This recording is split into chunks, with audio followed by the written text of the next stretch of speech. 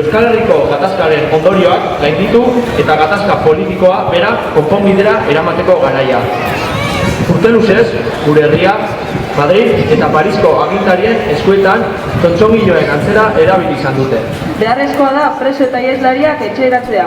Dagokien izaera eta aitortza politikoa eskuratu eta herri honek merezi duen hitza lortzeko. Gaur, gazteak, konponbidearen alde lanean jarraituko dugula esatera gatoz. Euskal preso eta ieslariak etxeratzearen alde borrokan jarraituko dugula esatera gatoz. Epaiketarik ez oihukatzera gatoz.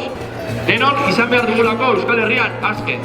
Epaiketarik ez, Euskal preso eta ieslari politikoak etxera. Gola Euskal Herria askatuta!